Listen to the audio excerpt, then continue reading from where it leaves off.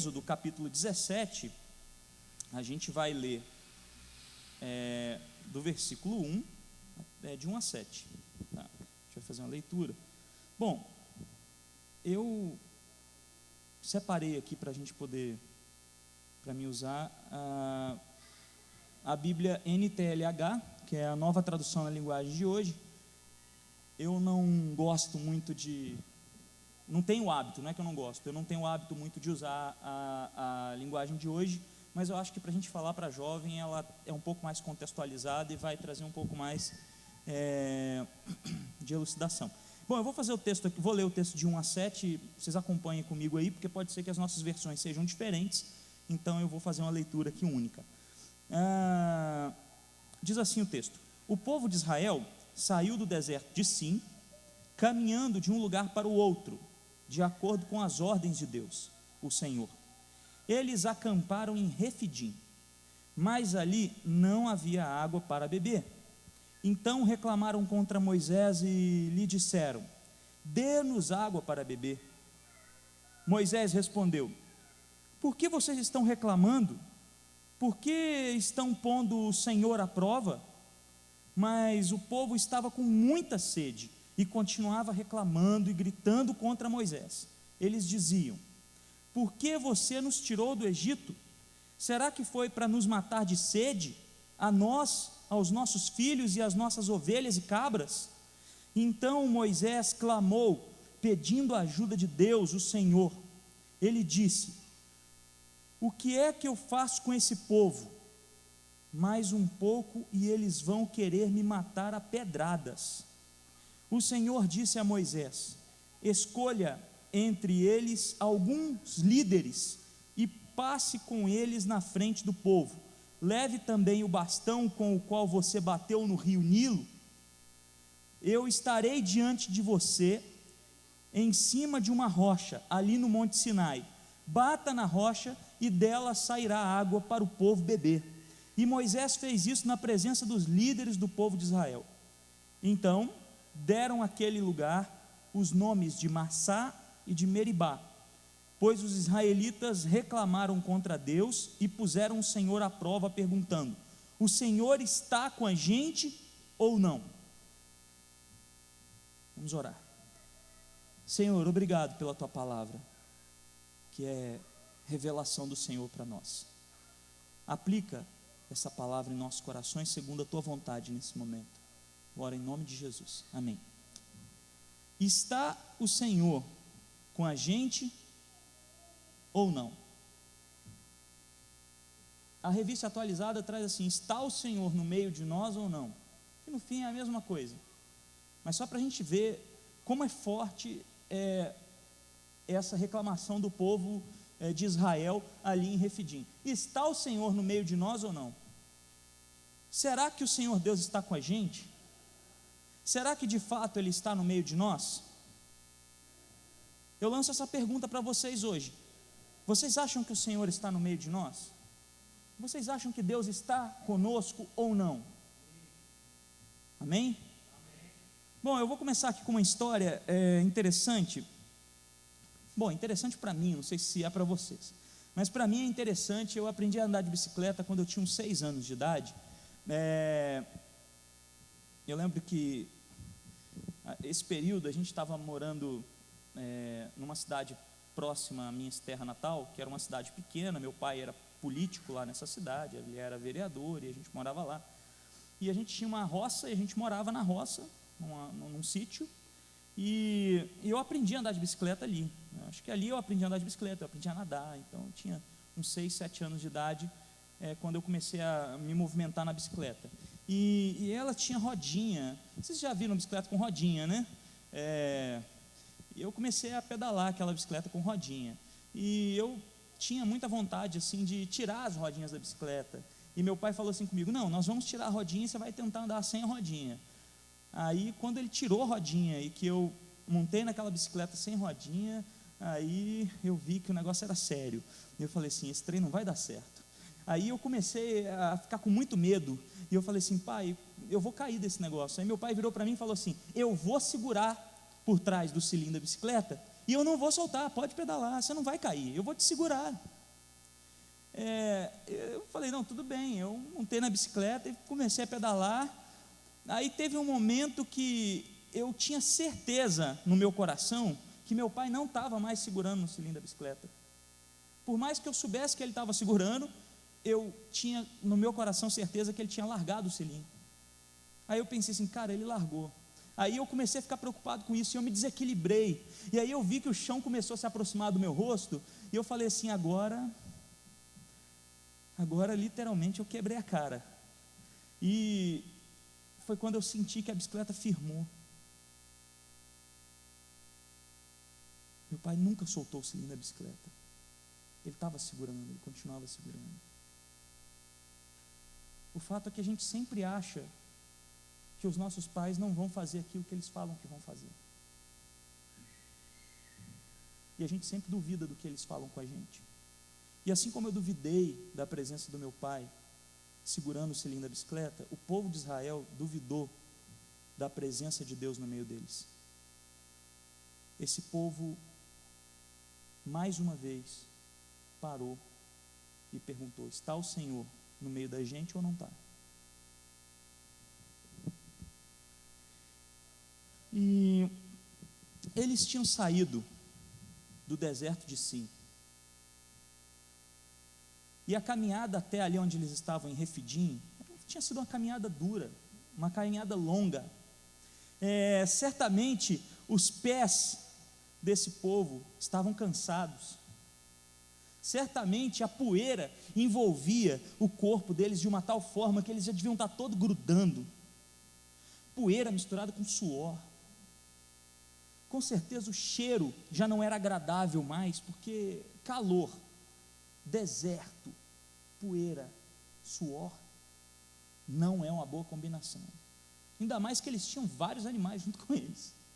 Eu tenho certeza que penetrava no nariz deles aquele odor horrível que a gente sente de vez em quando a gente passa em algum lugar muito sujo, sabe? E aquele calor insuportável do início da tarde, de meio-dia, que você passa às vezes andando no sol quente, você procura uma sombra e você não encontra sombra para poder descansar o seu corpo. Aí você começa a pensar numa água. Puxa, eu queria tanto tomar uma água. E sua boca começa a secar de uma forma que ela mela. Sabe quando a boca fica melada de sede? E você tenta abrir a boca e ela começa a grudar a língua. E o povo certamente estava nessa situação quando eles chegaram ali no deserto em Refidim. Eles estavam caminhando pelo deserto de Sim, eles chegam ali em Refidim com uma sensação de cansaço extremo, de extrema fadiga, o corpo se deteriorando, a sede consumindo, a sujeira os envolvendo. E aí eles se deparam com uma situação muito difícil. Não tinha água. Não tinha água.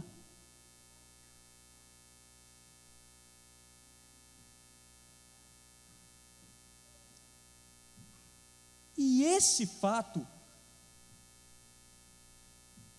leva a gente a concluir que o povo de Israel estava incrédulo quanto à presença de Deus, porque eles duvidam da presença de Deus. Como que Deus nos faz caminhar pelo deserto e não nos dá água para beber quando a gente mais precisa? E aí eles contendem com Moisés, eles brigam com Moisés, eles discutem com Moisés, e aí eles olham para dentro do zóio de Moisés, desculpa a expressão mineira, eles olham para dentro do zóio de Moisés e falam assim: Moisés, você está querendo matar a gente? Você está querendo matar os nossos filhos? Foi para isso que você tirou a gente do Egito? Para isso que esse Deus tirou a gente do Egito e trouxe a gente para cá, para a gente morrer de sede?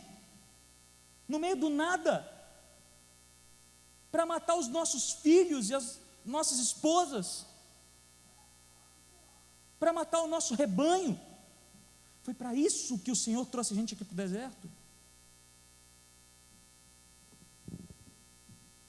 E o povo de Israel era um povo incrédulo, e se a gente observar, Deus nunca havia desamparado esse povo. Inúmeros milagres estavam acompanhando esse povo de Israel, desde o Egito. Se a gente pegar lá as 10 pragas do Egito, Deus libertando esse povo, aí a gente vê a própria saída do povo do Egito, foi um ato milagroso de Deus.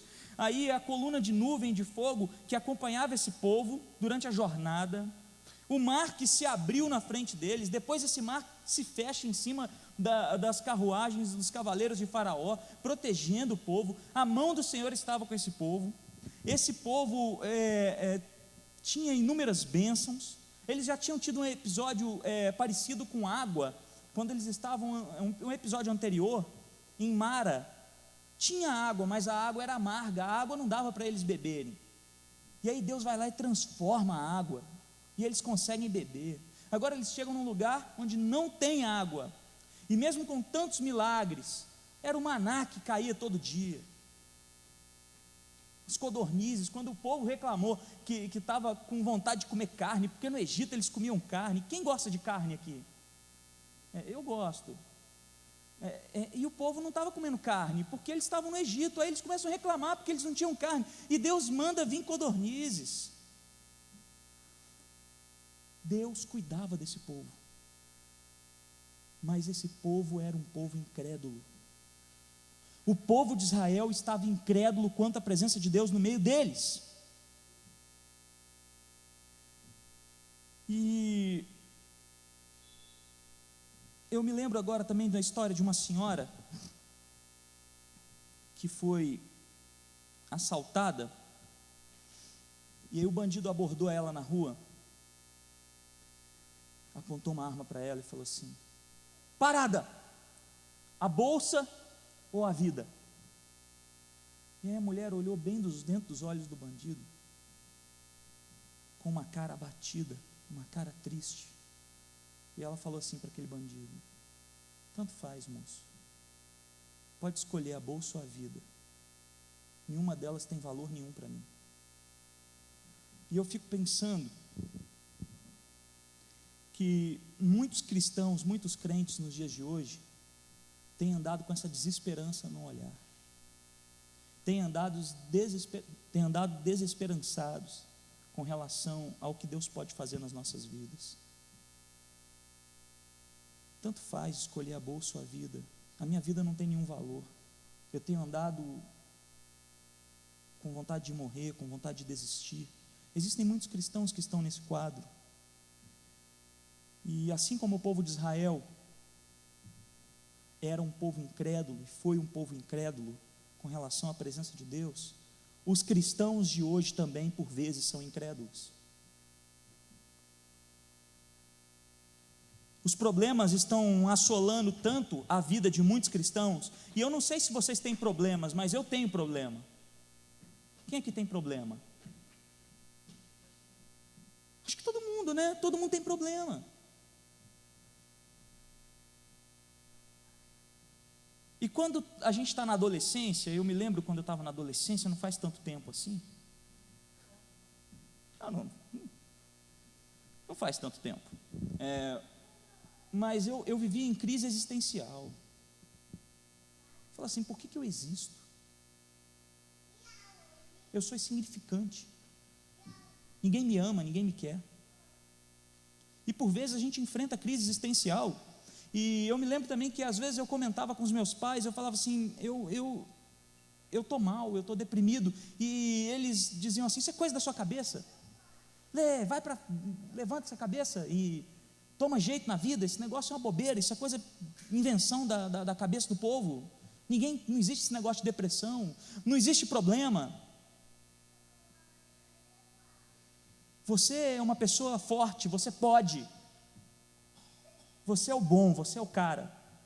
E ontem, quando a gente viu a palestra ali ontem, com um pastor que veio falar a respeito de família, de filhos, e ele falou a respeito da geração, que no caso eu faço parte, de fato, minha geração foi uma geração criada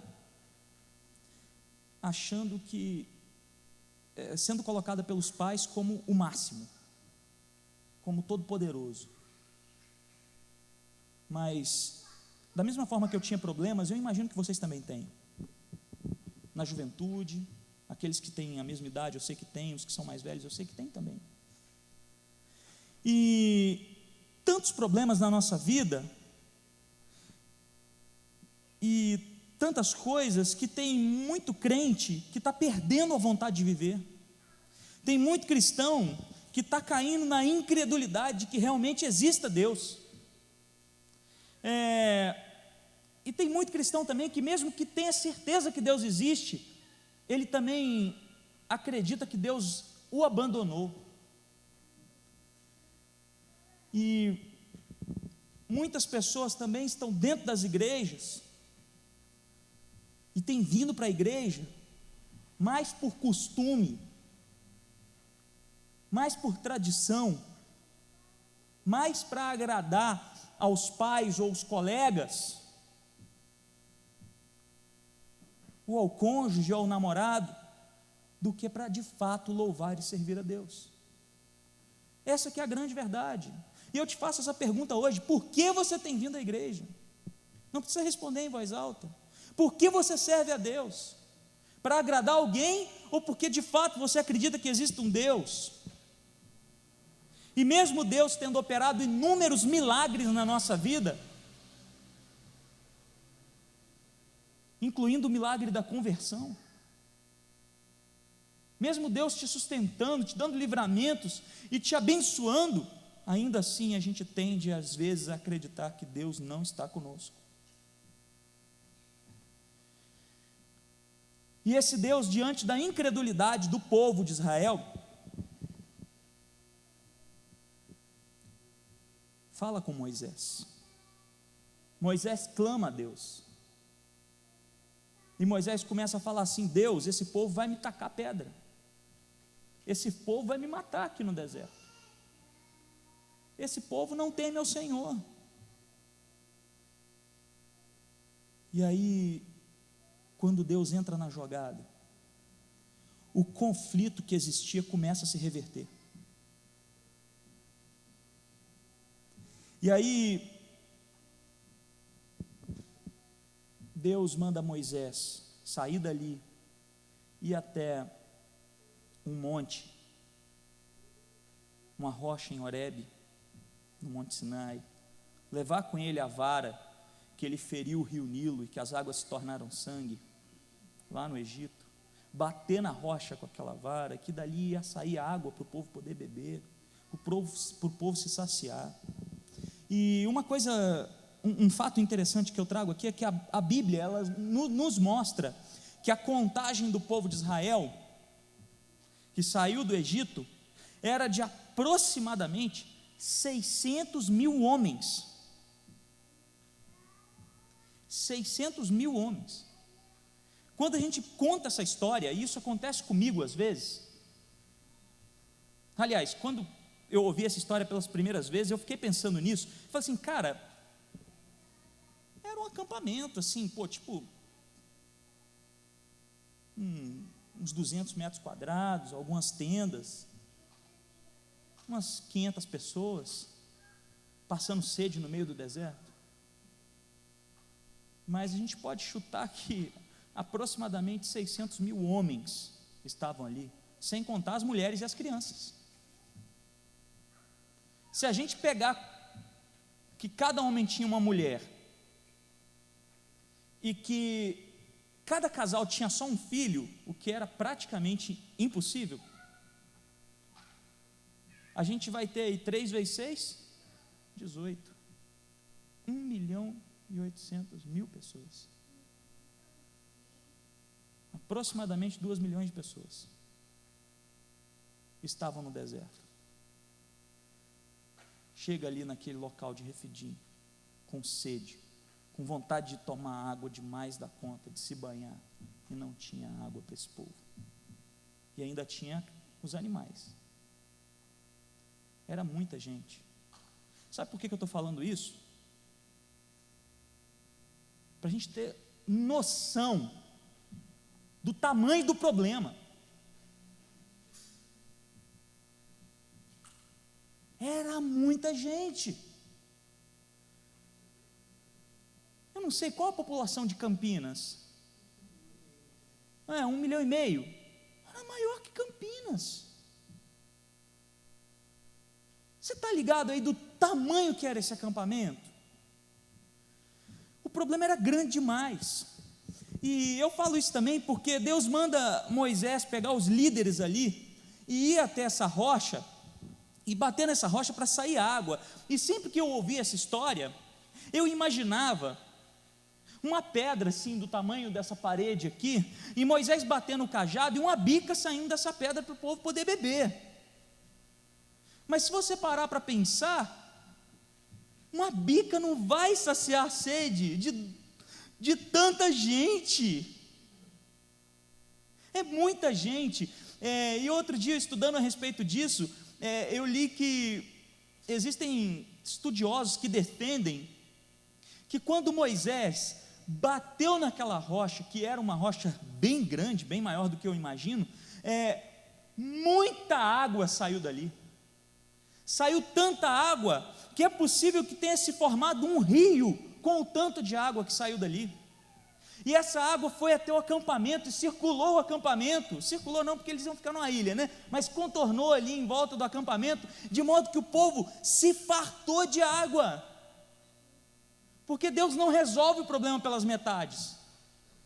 Deus resolve o problema integralmente. E Ele leva esse povo para lá, e esse povo agora tem água para beber. Ele leva Moisés e esse povo para lá, eles batem na rocha e agora todo o povo tem água para beber. Um rio se forma. Da mesma forma que o problema era gigantesco, a solução de Deus foi tremenda, infinitamente maior do que o problema deles. Mais uma vez, Deus mostra para esse povo que Ele está presente, e que Ele é compassivo, e que Ele é misericordioso, apesar da incredulidade deles. Deus se mostra presente ao povo de Israel, e Deus sempre sacia a sede do seu povo.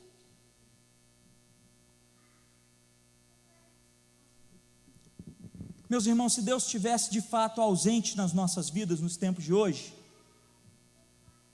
aí a gente tinha motivo para andar deprimido e cabisbaixo, mas isso não é verdade. O fato é que Deus se mostra presente em nossas vidas também. Conta-se a história de 4 amigos garimpeiros, garimpeiro lá que extrai ouro, né, nos Estados Unidos. E quando a gente fala em garimpo, a gente geralmente pensa em água, né, eles extraindo ouro, mas também tem os garimpos em rocha, em pedra lá nos Estados Unidos. E eles estavam lá numa região montanhosa, escavando para poder achar ouro. E eles estavam lá há muito tempo, esses 4 amigos, e não conseguiam achar muito ouro. Mas um belo dia eles bateram a picareta num lugar e eles acharam um veio gigantesco de ouro, enorme. Mas a comida deles, o mantimento deles tinha terminado. Eles ficam no meio do mato muito tempo. Aí eles combinaram assim: nós vamos até a cidade e nós vamos buscar ouro. Aliás, nós vamos buscar mantimento, comida, suprimento. A gente compra suprimento para o mês inteiro, porque é muito ouro para a gente tirar. A gente volta para cá, mas a gente não fala para ninguém que a gente achou isso, porque senão vai baixar garimpeiro aqui. A cidade lá era lotada de garimpeiro. Aí eles desceram até a cidade, até o vilarejo, compraram os mantimentos que eles precisavam em silêncio, não falaram nada com ninguém. E quando eles estavam partindo de novo para subir, um grupo enorme de garimpeiros pegou eles ali, cercou, falou assim: a gente vai com vocês. Disse: não, como assim? Vocês vão com a gente? Não vai, vocês não vão com a gente? Falei assim: não, a gente vai com vocês. Vocês com certeza acharam muito ouro. Poxa, mas como assim? A gente achou ouro? A gente não falou com vocês que achou ouro. Não precisa de vocês falarem, está estampado no rosto de vocês que vocês encontraram ouro.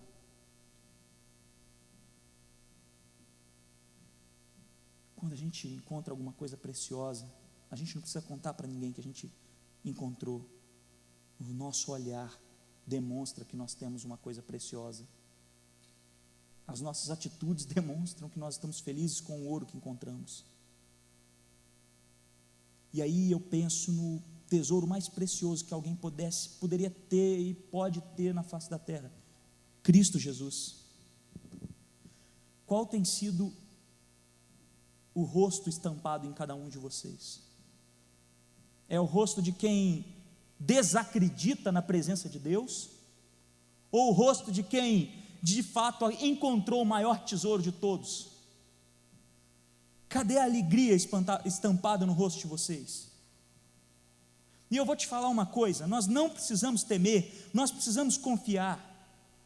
Nós não precisamos andar desconfiados que Deus não está no meio de nós, porque Ele está. De fato, Ele é presente em nossas vidas.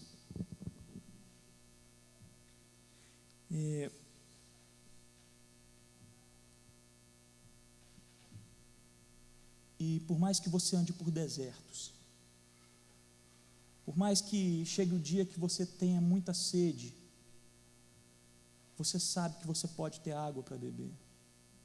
Porque da mesma forma que Deus fez brotar um rio em torno do povo de Israel, Deus nos deu Jesus Cristo. E esse Jesus Cristo afirmou que Ele é a água viva, e que todo aquele que bebe dessa água jamais terá sede de novo. Cristo é a água da vida, que nos deixa saciados para todo sempre.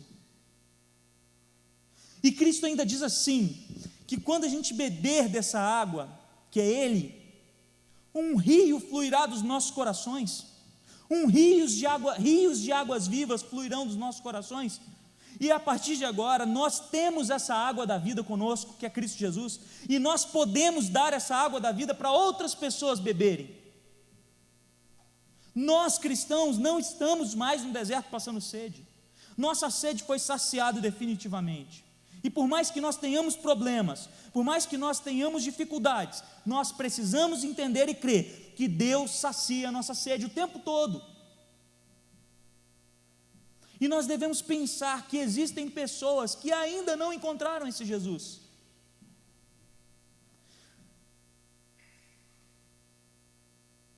Tem pessoas na sua sala de aula, no seu trabalho, na sua família, que estão tão sedentas quanto o povo de Israel estava.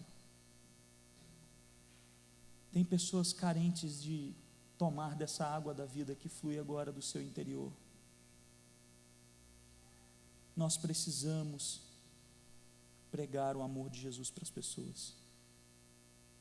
Ser cristão não é vir à igreja e fazer reuniões apenas.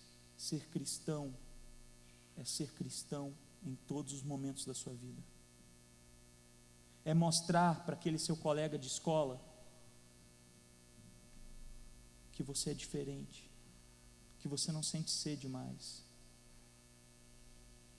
e dizer para essa pessoa que ela pode experimentar dessa água da vida.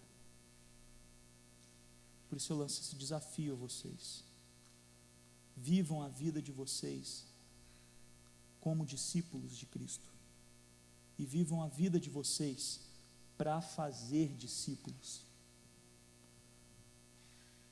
Não é escolha nossa fazer discípulo, é ordem do Senhor: faça discípulo.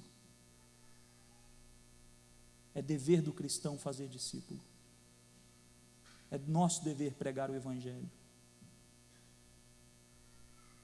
Que Deus possa nos abençoar, nos encher de vida cada dia mais.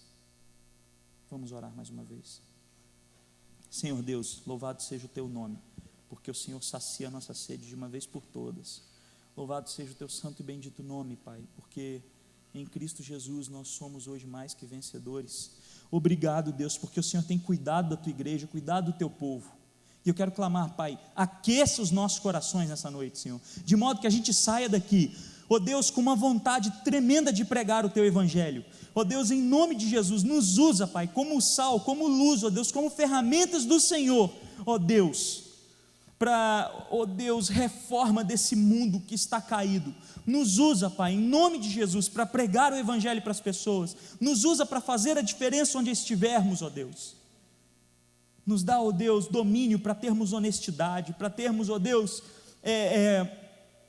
sempre uma vida transparente, uma vida, ó Deus, que mostre para as pessoas que somos diferenciados, porque somos teus.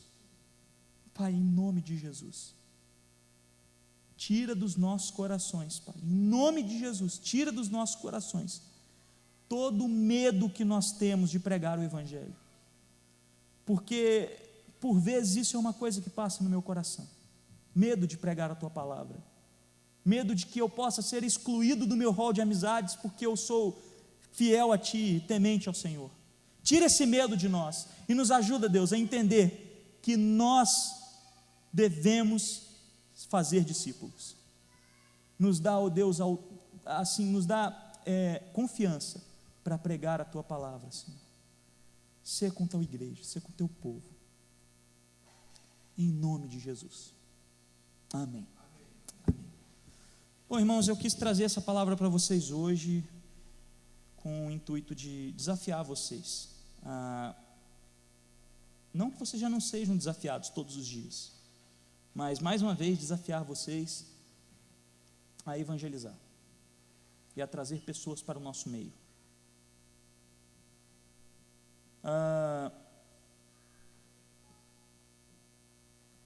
A gente às vezes tende a pensar que é função da liderança da igreja pregar o Evangelho, e a gente se esquece que é função nossa como cristão.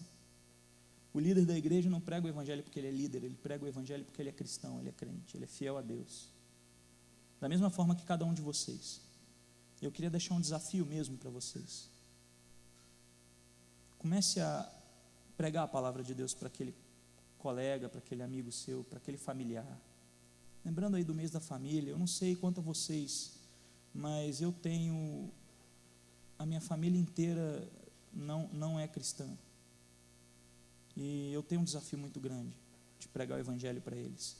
E eu acredito que cada um aqui tem algum parente que não é convertido ainda a Deus.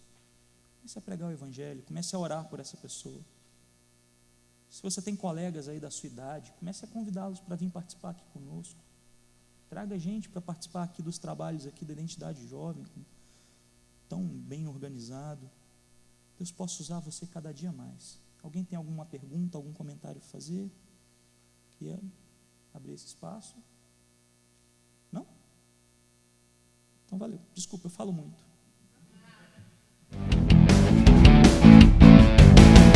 Eu não sou nada sem a videira, porque sem Cristo nada poderei fazer.